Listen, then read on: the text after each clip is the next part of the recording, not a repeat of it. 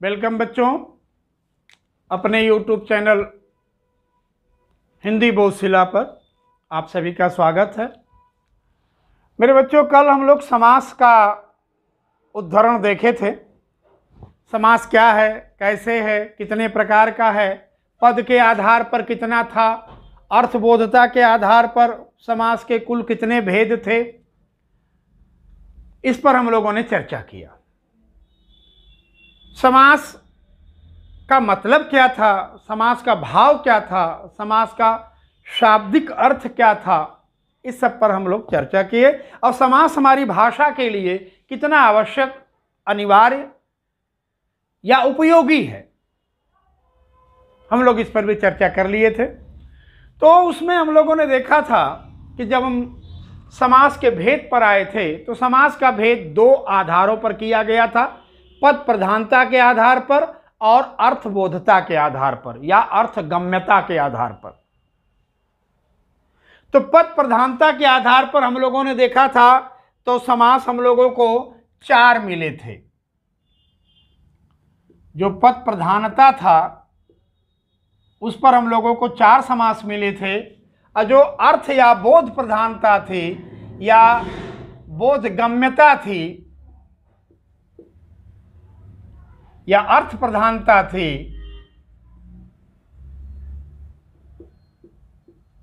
उस पर हम लोगों को समास 6 मिले थे। इस पर हम लोगों ने चर्चा किया था और ये भी देखा था कि कौन सा समास का कौन सा पद प्रधान है। आज हम लोग शुरू कर रहे हैं अव्ययी भाव समास। ये पहला समास है, अव्ययी भाव समास। सबसे पहले तो हम यही जानना चाहेंगे कि ये अव्ययी भाव मीनिंग क्या आ रहा है। अव्ययी भाव, ये भाव का मतलब नहीं समझ में आ रहा है। अव्ययी भाव समास इसको क्यों कहते हैं भाई? अगर सिंपल सी बात है, ये देखा जाए कि पूर्व पद प्रधानो अव्ययी भाव, अगर इसका सूत्र देखा जाएगा यहां से तो सूत्र क्या हो जाएगा? पूर्व पद प्रधानो अव्ययी भाव। तो यही साफ कह रहा है कि जिस समास का पद अव्यय के भाव में प्रयुक्त हो जाए वह क्या है? अव्ययी भाव, अव्ययी भाव समास। जैसे हम यहां पर एक शब्द लिख रहे हैं और उस शब्द को आप ध्यान से देखेंगे तो उसमें कोई भी पद अव्यय नहीं है, लेकिन समास होने पर सब अव्यय हो जा रहे हैं। जैसे हमने यहां लिखा चक्र, पाणि, दर्शनार्थ। अब देखिए, इसमें चक्र है, पाणि है, दर्शन और अर्थ है। चार पद है, चार पदों का यहां पर मेल है। लेकिन मेरे मित्र, इसमें एक भी अव्यय नहीं है, न उपसर्ग है और न ही द्वितीय योग है। भाई, अव्ययी भाव समास तीन तरह से बनेगा। नंबर 1 अव्ययों के द्वारा, नंबर 2 उपसर्गों के द्वारा, नंबर 3 द्वितीय योग के द्वारा। जैसे रातों रात, हाथों हाथ, कानों कान, कदम कदम, रोज रोज आदि, ये द्वितीय योग है। निर्विरोध, निराकार, निरालंब, दुर्गुण, दुर्गम्य, आपका क्या बोलेंगे उसको, उपसर्ग है। उप, यथा, प्रति, ये क्या है? आपका अव्यय है। यथाशक्ति, यथा रूप, यथा गुण, यथा समय आदि आदि आदि। प्रतिदिन, प्रतिहार, प्रत्येक। तो कभी हम अव्यय अव्ययों से बनाते हैं, कभी हम अव्यय उपसर्गों से बनाते हैं, कभी अव्ययी समास हम द्वितीय योग से बनाते हैं। पर अगर गौर से देखा जाए तो न तो इसमें अव्यय है, न ही इसमें उपसर्ग है, और न ही इसमें द्वितीय योग है, फिर भी यह अव्यय है। कारण साफ कह रहा है, अव्ययी भाव किसी भी समास के पदों का समास होने पर यदि वो समास अव्यय बन जाता है तो अव्ययी भाव समास कहलाएगा। अभी अव्यय क्या होता है? यानी समास के द्वारा बना हुआ पद नपुंसक लिंगी हो जाए, उसमें कोई परिवर्तन न आए, कोई परिवर्तन न हो, न तो लिंग से, न वचन से, न कारक से, तभी तो अव्यय हुआ। और व्यय, अमाने रहित, व्यय माने परिवर्तन। तो कोई भी पद यदि समास के विधा से जुड़ करके अव्यय बन गया तो ही अव्ययी भाव है। जैसे यहां पर है चक्रपाणि दर्शनार्थ, ये अव्यय बन गया। अब इसमें आप लिंग, वचन, कारक कुछ भी जोड़ करके आप देखेंगे इसमें परिवर्तन नहीं है। अब ये पूरा का पूरा पद का भाव क्या बन गया? अव्ययी। इसमें परिवर्तन आप किसी भी हाल में कर नहीं सकते। इसी तरह से दूसरा देखिए आप, पीतांबर वनमाला, दूसरा शब्द भी देख लो, पीतांबर वन माला। अब ये पीतांबर, वन और माला, इसमें एक भी न प्रत्यय उपसर्ग है, न एक अव्यय है, न एक द्वितीय योग है। परंतु समास होने के बाद ये पूरा का पूरा पद अव्यय में परिवर्तित हो गया, अविकारी बन गया, तो इसको कहां रखेंगे हम? अव्ययी भाव समास में। तो कहने का तात्पर्य है कि अव्ययी भाव यानी समास के द्वारा बना हुआ पद यदि अव्यय बन गया, या यूं भी आप कह सकते हैं कि जो अव्यय नहीं है उसे अव्यय बनाना, जो अव्यय नहीं है उसको अव्यय बनाना अव्ययी भाव समास है। क्लियर? इसलिए इसका नाम अव्ययी भाव है, अव्ययी समास नहीं है। याद रखिएगा, कहीं पर भी किसी भी किताब में या कोई भी अच्छा टीचर अव्ययी समास नहीं पढ़ाएगा, अव्ययी भाव समास पढ़ाएगा। ध्यान रखिएगा, इसमें प्रधानता किसकी है? भाव की। क्योंकि इसमें कोई भी अव्यय नहीं है, फिर भी ये दोनों पद आपके सामने अव्यय बन करके खड़े हैं। इसका मतलब साफ हुआ, अव्ययी भाव का मतलब जो अव्यय नहीं है उसे भी अव्यय बना देना। तो जो अव्यय नहीं है उसको भी अव्यय बनाना, ये किसका गुण है? अव्ययी भाव समास का। ठीक मित्रों, समझ में अब आया कि हम इसको अव्ययी भाव क्यों कहते हैं। अव्ययी भाव में सीधा सीधा सा अभी तक हम लोग पढ़ते आए या पढ़ते रहे हैं, या बताया जाता है कि जिस समासिक पद का पूर्व पद अव्यय का हो वो अव्ययी भाव समास है। तो मेरे भाई अगर उस आधार पर चलेंगे तो यहां देखिए एक भी अव्यय नहीं है, एक भी उपसर्ग नहीं है, एक भी द्वितीय योग नहीं है, फिर भी अव्ययी भाव समास है। क्यों? क्योंकि समासिक विधा से जुड़ जाने के बाद ये क्या हो गया? अपरिवर्तनीय, अविकारी बन गया। एक शब्द कैसा बना? अविकारी। और जो अविकारी हुआ वही अव्यय हुआ। इसका भाव किसका निकला? अविकारी का निकल रहा है ना। इसीलिए अव्ययी भाव समास। ये आपको हम इसका जो नाम है, इसके नाम का हमने आपको वर्णन प्रस्तुत कर दिया। अव्ययी भाव समास क्यों कहते हैं इसको, ये आपके सामने आ गया। एक चीज और सुन लीजिए मित्रों, अब कहीं नोट कर लीजिए, क्योंकि अब हम लोग समास में प्रवेश कर चुके हैं। कोई भी समास बहुव्रीहि में चला जाएगा, इसको नोट कर लेना। बहुब्रीहि केवल पर्टिकुलर एक समास नहीं है, बल्कि बहुब्रीहि एक विधा है। कौन सी विधा है, उसे भी नोट कर लो, काम आएगा। किसी भी समास का पद, वो किसी भी समास का हो, किसी भी समास का पद यदि किसी संज्ञा का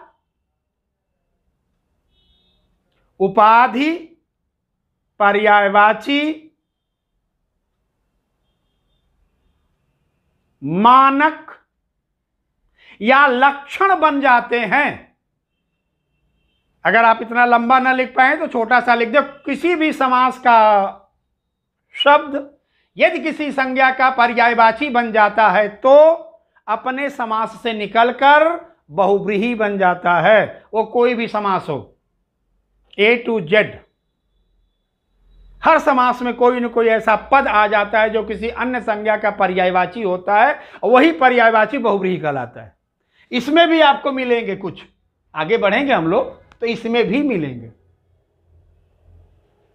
ठीक मित्रों, इसको ध्यान रखिएगा। तो अव्ययी भाव का मीनिंग क्या है हमने आपके सामने प्रस्तुत कर दिया। क्या कि जो अव्यय नहीं है उसे भी अव्यय बना देना, यह अव्ययी भाव समास है। ठीक मित्र, अब आगे चलिए। अब हम आते हैं इसका जो परिभाषा बनती है, वो परिभाषा क्या है इसको आप देख लीजिए।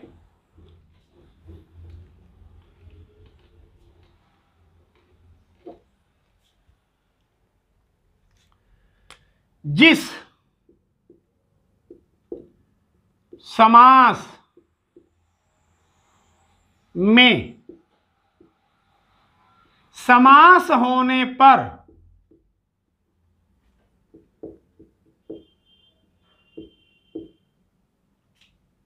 सामासिक पद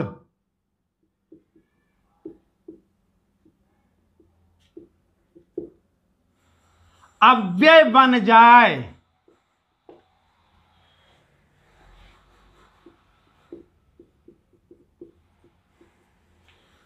तो वहां अव्ययी भाव समास होता है।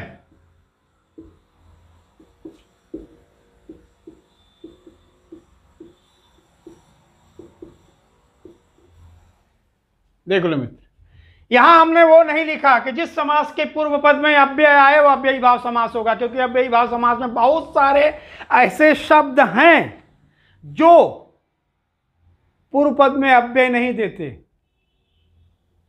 जैसे मैं बोलूं विवेक पूर्वक या नित्य प्रति, इस पूर्व पद में कहां आया अव्यय भैया, या कहां आया उपसर्ग? आया कहीं पर? है ये अव्ययी भाव समास। अगर आपके समझ में ना आ रहा हो तो आप ये देखिए कि आपका जो कहता पूर्व पद प्रधानो अव्ययी भाव, इसका अर्थ एक अलग है। ये हम अभी आपको इसको क्लियर करेंगे, लेकिन अभी तक जो हम लोग गाइड में, किताब में, यहां वहां पढ़ते आए हैं कि अगर पूर्व पद में अव्यय है तो अव्ययी भाव समास होगा।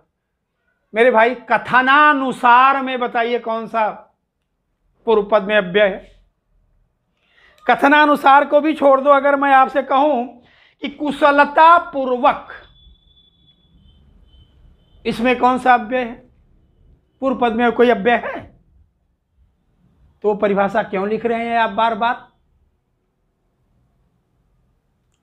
सूत्र साफ कह रहा है कि पूर्व पद प्रधानो अव्ययी भाव। आप ये देखिए, पूर्व पद प्रधानो अव्ययी भाव है, यानी पूर्व पद इसका प्रधान होगा और किस चीज का निर्माण करेगा? वो अव्यय का निर्माण करेगा। इसकी मीनिंग है कि इसमें अर्थ की बोधता पूर्व पद के ऊपर आधारित होगा और दोनों पद मिलकर के अव्यय बन जाएंगे, विकारी नहीं होंगे, अविकारी शब्द का निर्माण होगा। इस समास में सिर्फ शुद्ध रूप से अविकारी शब्दों का ही निर्माण होगा। हाँ, कुछ ऐसे शब्द हैं जिनको हम कह सकते हैं कि इसमें विकार आता है, जैसे प्रतियोगिता, प्रतियोगिताओं या प्रतियोगी, पर ये समझ लीजिए कि अपवाद हैं। प्रतिस्पर्धा, आप कह सकते हैं कि सर प्रतिस्पर्धा तो एकदम शुद्ध अव्ययी है, लेकिन स्पर्धाओं में तो विकार आ रहा। तो मेरे भाई, कहीं न कहीं हर सत्य का अपवाद होता है।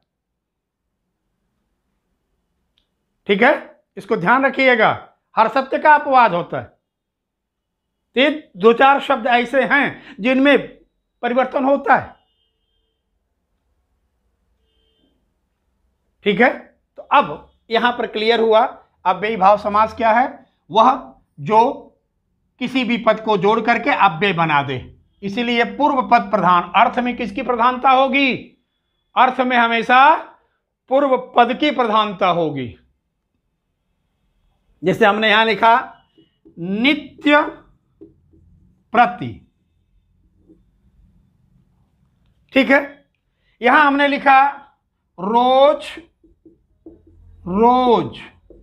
यहां हमने लिखा प्रतिदिन। अब देखिए मित्र, चाहे हम नित्य प्रति कहें तो भी अर्थ वही रोज रोज आ रहा है, रोज रोज कहें तो भी वही अर्थ है, प्रतिदिन कहें तो भी रोज रोज है। आइए, चाहे ससुरा कुछ भी हो, छोड़ो, ये बताओ कि इन तीनों में क्या आप लिंग वचन कारक का परिवर्तन ला सकते हो? नहीं आ सकता। तो जब पूर्ण पद हुआ, अब देखिए नित्य प्रति का मतलब क्या हुआ? रोज रोज। हम यहां पर प्रतिदिन बोले तो भी अर्थ क्या निकला? रोज रोज। अब ये प्रति यहां लगा, ये प्रति यहां लगा, यहां पर प्रति अंत में लग रहा है और यहां पर प्रति पूर्व पद में लग रहा है, यहां पर प्रति उत्तर पद में लग रहा है, लेकिन दोनों प्रति लग करके किसका निर्धारण किए? अव्यय का निर्धारण किए। इसलिए जिस समास में समास होने पर सामासिक पद अव्यय का निर्माण करे या अव्यय बन जाए तो वहां पर अव्ययी भाव समास होगा। ठीक मित्रों, केवल इतनी परिभाषा पढ़ लेने से कि पूर्व पद में अव्यय का शब्द होगा तो समास अव्ययी होगा, कतई नहीं होगा, क्योंकि वो समास कर्मधारय भी हो सकता है। कैसे? आप ये देखिए, अव्ययी बना कैसे? अव्ययी भाव समास हम बनाए कैसे? किसको अव्यय कहेंगे और कैसे उसका अर्थ परिवर्तित हो रहा है? हमने यहां पर लिखा एक शब्द आपके सामने बच्चों, प्रधान मंत्री। हमने एक शब्द लिख दिया। अब एक प्रधानमंत्री है, इसके आगे मैंने लिखा सुप्रधानमंत्री। तो मेरे मित्र, जिस समय हमने आपसे कहा प्रधानमंत्री, उस समय आपके दिमाग में कौन आया? हकीकत बताइएगा। नरेंद्र मोदी आए। कौन आया? नरेंद्र मोदी आ गए। अब हमने लिखाया सुप्रधानमंत्री। सु अपने आप में यह है, उपसर्ग है और अव्यय बनाएगा। सुप्रधानमंत्री बोलूंगा तो मतलब क्या निकला? अच्छे प्रधानमंत्री। फिर भी कौन रहेगा? नरेंद्र मोदी ही रहेंगे। अगर हमने लिखा कुप्रधानमंत्री, बुरे प्रधानमंत्री, तब भी अभी कौन है? नरेंद्र मोदी ही हैं पटल पे। और अगर हमने यहां पर लिख दिया उप प्रधानमंत्री, अब बताइए नरेंद्र मोदी हैं या चले गए? अब नरेंद्र मोदी यहां से हट गए, कोई भी होगा नरेंद्र मोदी नहीं होंगे। इनके लगते ही यहां नरेंद्र मोदी नहीं रह जाएंगे। तो अब ये बताइए कि प्रधानमंत्री अर्थ महत्वपूर्ण है कि उप महत्वपूर्ण है?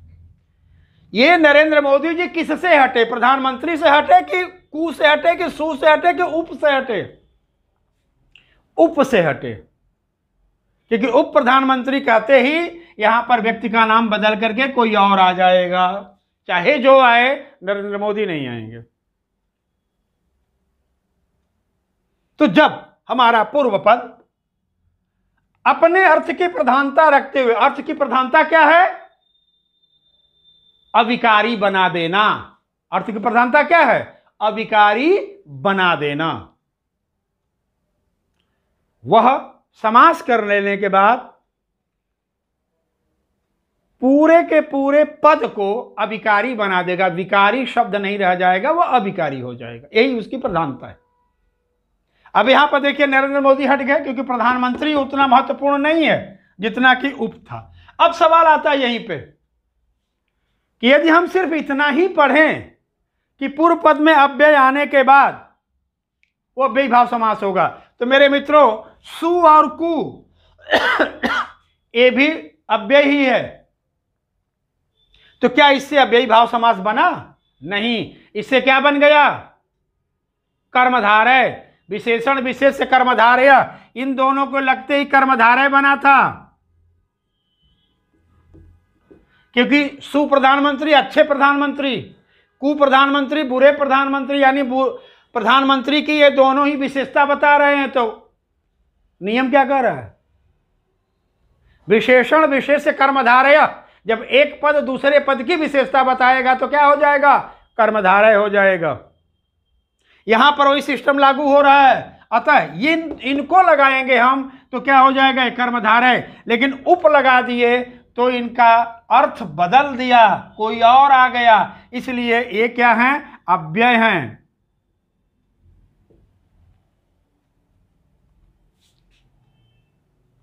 ठीक मित्रों, समझ में आया कुछ? अव्ययी भाव समास समझ में आया कि कैसे पूर्व पद उत्तर पद के अर्थ के परिवर्तन कर देता है। इसी तरह से अगर मैं यहां पर लिख रहा हूं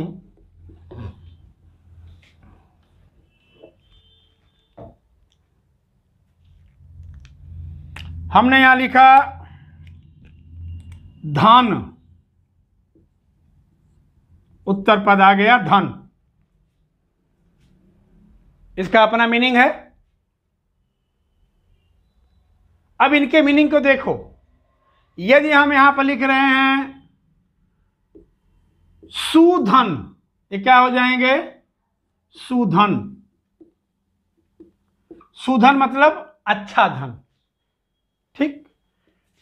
कु लिख दिए, अब क्या हो गया? ये कुधन यानी बुरा धन। अगर हमने यहां लिखा अति तो क्या हो जाएगा? अति धन। ठीक है। अगर हमने यहां लिख दिया बहु तो क्या हो जाएगा? बहुधन। लेकिन अगर हमने यहां पर लगा दिया निर तो अब क्या हो जाएगा? निर्धन, अर्थात कौन? गरीब। अब ये देखिए कि सु कु अति बहु ये भी तो हमारे अव्यय हैं। क्या इन अव्ययों को लगाने से अव्ययी भाव समास ये बना? इनको हम अव्ययी भाव समास कह सकते हैं? नहीं कह सकते। क्यों? क्योंकि एक पद दूसरे पद की विशेषता बता रहा है, अर्थात यहां पर क्या हो गया? कर्मधारय हो जाएगा। उप कब होगा? जब निर के लगाते ही धन का अर्थ बदल के गरीब हो गया। धन का अर्थ है समाप्त कर दिया। तो यदि पूर्व पद उत्तर पद के अर्थ को या तो समाप्त कर दे या अपने अनुसार कर ले या परिवर्तित करके उसको अव्ययी शब्द बना दे तो वहां पर अव्ययी भाव समास होगा। ठीक मित्रों, ये हो गया हमारा अव्ययी भाव समास का परिचय। अब ये बनते किससे किससे हैं मित्र, इनको भी देख लेते हैं।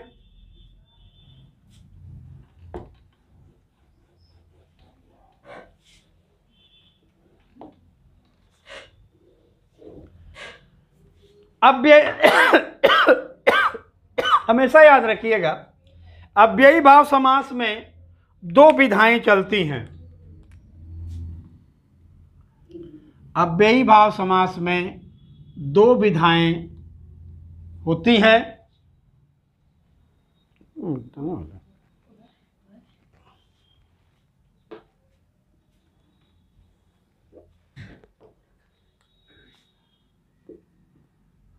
अव्यय पूर्व पद, ठीक है, अव्यय पूर्व पद और नाम पद, नाम पद पूर्व पद, दो याद रखिएगा, दो विधाएं होती हैं, अव्यय पूर्व पद और नाम पद पूर्व पद। अव्ययी भाव समास में कभी पूर्व पद में अव्यय आ जाता है और नाम पद उत्तर पद में रहता है, कभी नाम पद पहले आ जाता है और अव्यय शब्द उत्तर पद में चला जाता है। दोनों विधाएं हैं, दोनों विधाओं अव्यय अव्यय पूर्व पद और नाम पद पूर्व पद। यानी जब अव्यय लगेगा यहां तो आप ये इस सिस्टम से भी आप समझ लें कि ये कह रहा है कि अव्यय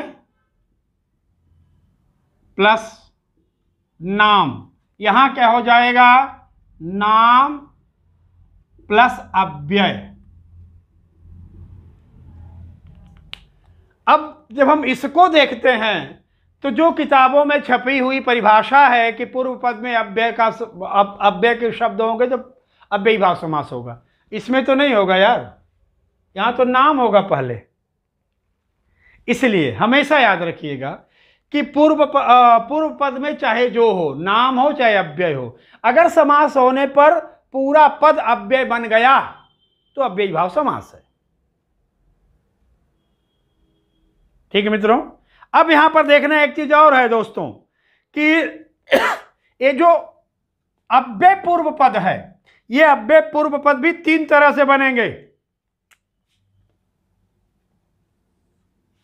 अव्यय से या अव्ययों से,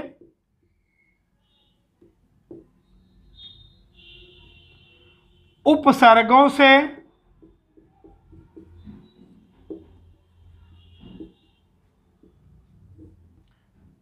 और द्वित्व योग से। इनका निर्धारण इन तीन तरह से होता है, अव्ययों के द्वारा, उपसर्गों के द्वारा और द्वित्व योग के द्वारा। ठीक मित्रों, अब हम अगर आपको अव्यय लेकर के चलें तो अव्यय में जैसे मान लो कि अनु, प्रति, यथा, उप आदि, ये अव्यय हैं। और अगर हम उपसर्ग लेकर के चलें तो निर, निश, दुस, उत आदि आदि आदि, ये क्या है, उपसर्ग है। द्वितीय योग में चले तो देखिए रोज, रोज, हाथों, हाथ, कदम,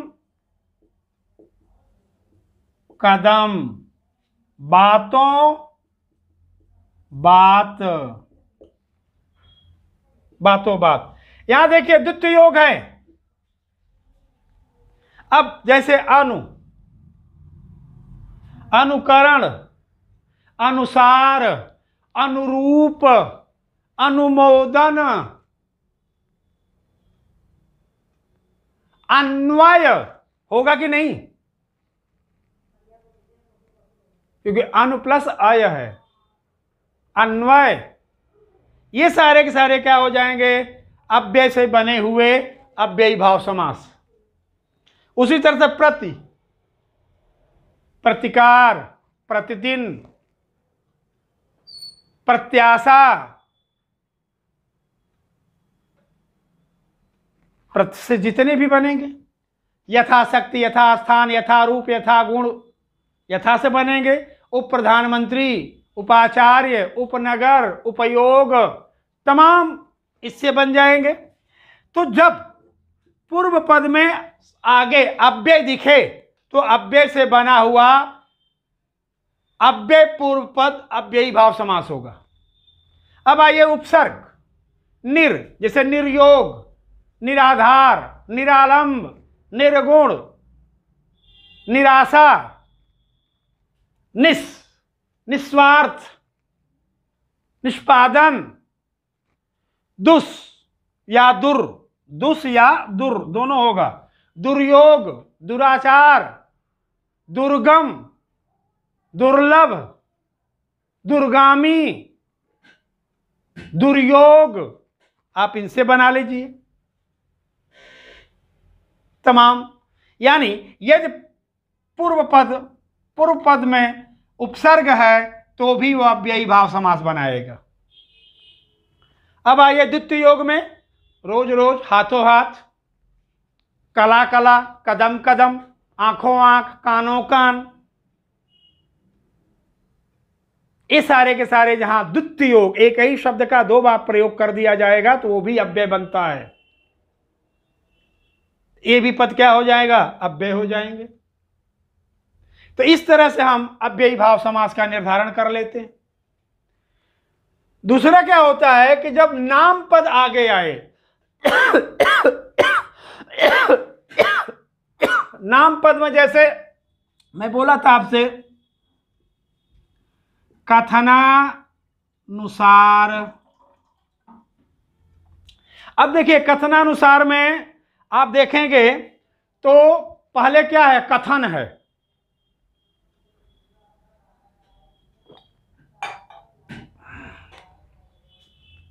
नित्य प्रति विवेक पूर्वक। अब इस सब में आप ध्यान से देखिए, यहां तो कथन है, नित्य है और विवेक है। ये नाम धातु है आगे, नाम पद पूर्व पद में हो तो इसमें देखिए सबके सब में नाम पद है आगे, अव्यय पीछे जा रहा है, लेकिन दोनों पद मिलाकर के क्या बन गया?